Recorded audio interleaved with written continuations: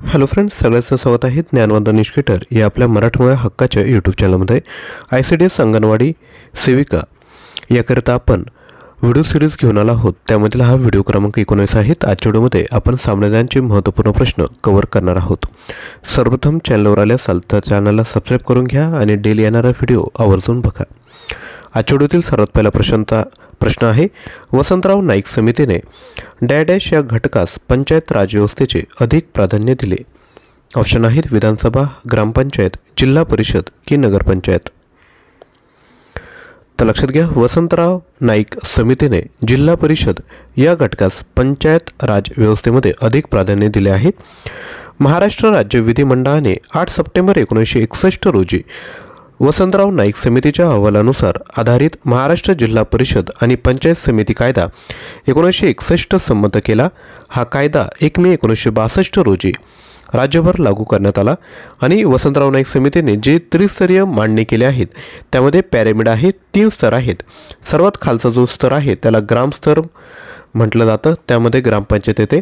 त्याच्यावरती तालुका स्तर आहेत ज्यामध्ये पंचायत समिती येते आणि सर्वोच्च जो भाग आहे त्याला जिल्हा स्तर म्हणतात, त्यामध्ये जिल्हा परिषद येत असते. लक्षात असू द्या. पुढील प्रश्न आहे क्वेश्चन क्रमांक 2, महाराष्ट्रातील सर्वात मोठी महानगरपालिका खालीलपैकी कोणती आहे. ऑप्शन आहेत बृहन्मुंबई महानगरपालिका, नवी मुंबई महानगरपालिका, पिंपरी चिंचवड महानगरपालिका की नागपूर महानगरपालिका. आपल्याला प्रश्नाचं उत्तर येत असेल तर आपण खाली कमेंट करू शकता. तर या प्रश्नाचं योग्य उत्तर आहे ऑप्शन क्रमांक 1 बृहन्मुंबई महानगरपालिका. महाराष्ट्रात नगरपालिका क्षेत्राची लोकसंख्या 5 लाखांच्या पुढे गेली की तेथे महानगरपालिका अस्तित्वात येते. महानगरपालिकेची सदस्य संख्या 65,221 इतकी असते. पुढील प्रश्न क्वेश्चन क्रमांक 3, भारतीय संविधानानुसार खालीलपैकी कोणती घटनात्मक संस्था नाही. ऑप्शन आहेत महाराष्ट्र लोकसेवा आयोग, मुंबई उच्च न्यायालय, महाराष्ट्र प्रशासकीय प्राधिकरण की महाराष्ट्र प्रदूषण नियामक मंडळ. तर लक्षात घ्या, ऑप्शन क्रमांक 4 महाराष्ट्र प्रदूषण नियामक मंडळ ही घटनात्मक संस्था नाही.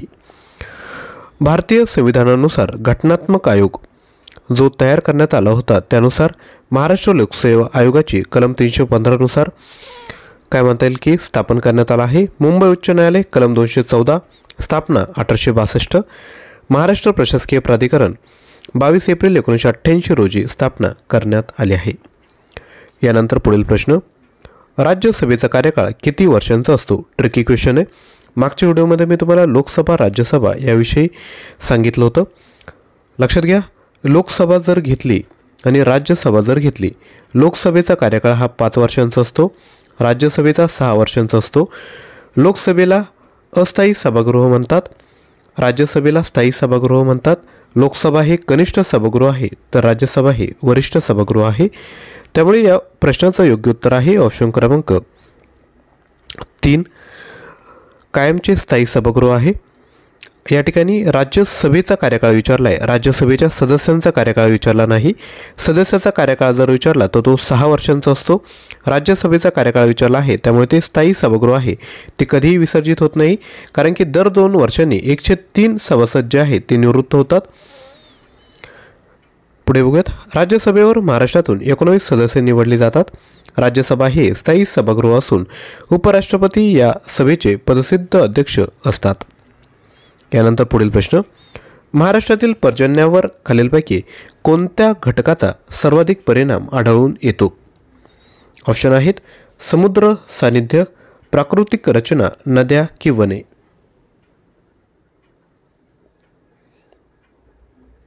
तर लक्षात घ्या, महाराष्ट्रातील पर्जन्यावर प्राकृतिक रचनेचा सर्वाधिक परिणाम आढळून येतो. महाराष्ट्रामध्ये कोकण किनारपट्टीवर जास्त पाऊस पडतो तर महाराष्ट्रात मराठवाड्यात पावसाचे प्रमाण कमी आहे. पुढील प्रश्न, सातपुडा पर्वतातील प्रमुख नदी कोणती. ऑप्शन आहेत भीमा, कुकडी, कृष्णा की तापी. तर सातपुडा पर्वतातील प्रमुख नदी जी आहे ती आहे ऑप्शन क्रमांक 4 तापी. लक्षात घ्या, तापी ही भारतातील प्रमुख पश्चिम वाहिनी नदी आहे. तिची लांबी 724 किलोमीटर आहे. तापी नदीचा उगम मध्य प्रदेशातील बैतूल येथील मुलताई डोंगरामधून होतो.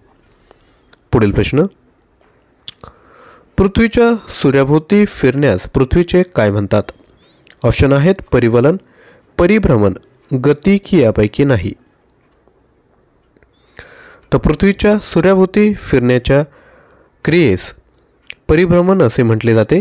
ज्यावेळेस पृथ्वी सूर्याभोवती फिरते त्यास परिभ्रमण, सूर्याभोवती फिरता फिरता ज्यावेळेस पृथ्वी स्वतःभोवती फिरते त्यास पृथ्वीचे परिवलन गती असे म्हटले जाते. आणि लक्षात घ्या, परीक्षेचा जर अभ्यास करत असाल तर आपल्याकडे सामान्य ज्ञान, मराठी, इंग्रजी, बुद्धिमत्ता तसेच ICDS योजना व कायदे यावर आधारित 18,000+ प्रश्न आपल्याकडे आहेत. जर आपल्याला पाहिजे असेल तर आपण 93 56 25 60 37 या क्रमांकावर व्हॉट्सअप करा. तुम्हाला मटेरियल प्रोव्हाइड केलं जाईल. आणि व्हिडिओला लाईक केलं नसेल तर लाईक करा आणि चॅनलला आवर्जून सबस्क्राईब करा. पुढील प्रश्न आहे, ग्रँड टँक या नावाने ओळखला जाणारा राष्ट्रीय महामार्ग खालीलपैकी कोणती 2 शहरे जोडतो? ऑप्शन आहेत कोलकाता अमृतसर, मुंबई दिल्ली, मुंबई कोलकाता की कोलकाता चेन्नई. तर लक्षात घ्या, ग्रँड टँक या नावाने ओळखला जाणारा राष्ट्रीय महामार्ग हा कोलकाता अमृतसर या शहरांना जोडतो. ग्रँड टँक या नावाने ओळखला जाणारा राष्ट्रीय महामार्ग कोलकाता अमृतसर ही 2 शहरे जोडतो. राष्ट्रीय महामार्ग हा विषय केंद्र सरकारच्या अखत्यारीत येतो. पुढील प्रश्न, भारतातील सर्वात मोठे खाऱ्या पाण्याचे सरोवर कोणते आहे? ऑप्शन आहेत वेंबनाड केरळ, पुलिकत आंध्र प्रदेश, चिल्का ओडिसा की लोणार महाराष्ट्र. तर कोणतं आहे ते आहे चिल्का ओडिसा. महाराष्ट्रातील लोणार सरोवर हे उल्कापातामुळे तयार झाले आहे. तर केरळमधील वेंबनाड सरोवर हे त्याला कायल असे देखील म्हटले जाते. यानंतर पुढील प्रश्न, depressed classes mission society of India या संस्थेची स्थापना कोणी केली? ऑप्शन आहेत डॉक्टर बाबासाहेब आंबेडकर, दादाभाई नौरोजी, महर्षी वीरा शिंदे की पंडिता रमाबाई. आपण या प्रश्नाचं उत्तर खाली कमेंट करायचं आहे. तर depressed classes mission society of इंडियाची स्थापना महर्षी वीरा शिंदे यांनी केली आहे. महर्षी वीरा शिंदे यांचे आत्मचरित्र माझ्या आठवणी आणि अनुभव, त्यांची ग्रंथसंपदा अनटचेबल इंडिया, भारतीय अस्पृश्यतेचा प्रश्न, बहिष्कृत भारत, हिस्ट्री ऑफ परिहास हे सर्व आहेत.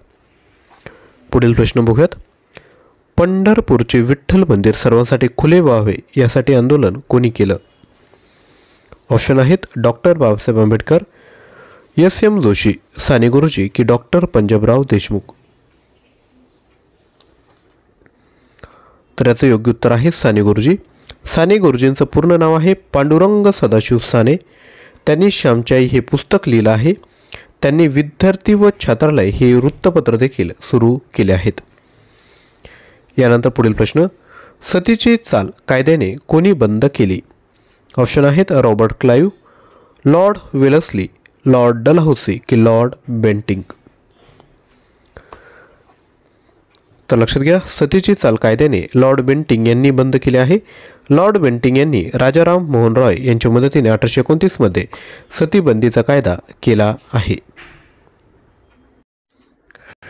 तसेच लक्षात घ्या, ICDS अंगणवाडी मुख्य सेविका प्रश्नसंच जर आपल्याला पाहिजे असेल तर 249 रुपयामध्ये 18,000+ प्रश्न तुम्हाला भेटत आहेत. यामध्ये ICDS योजना, पोषण अभियान, कायदे 1500 प्रश्न, सामान्य ज्ञानचे प्रश्न, चालू घडामोडी 110 सराव प्रश्नपत्रिका, 10 full length test, TCS IBPS परीक्षेत विचारलेले प्रश्न, मराठी व्याकरणाचे प्रश्न आणि नोट्स, इंग्लिश ग्रामरचे प्रश्न, ॲप्टिट्यूड हे सर्व तुम्हाला भेटत आहे. याकरिता 93 56 25 60 34 यावर व्हॉट्सअप करा. तसेच आपल्याला ॲप्लिकेशन थ्रू जर कोर्स परचेस करायचा असेल तर घेऊ शकता. यामध्ये सेम मटेरियल त्यासोबत तुम्हाला ऑनलाईन टेस्ट त्या ठिकाणी भेटणार आहेत. तर लगेचच ॲप्लिकेशन परचेस करा किंवा व्हॉट्सअप करा. आणि व्हिडिओला लाईक केला नसेल तर एक लाईक करा. तसेच चॅनलला सबस्क्राईब करा, खाली कमेंट देखील करा. थँक्यू.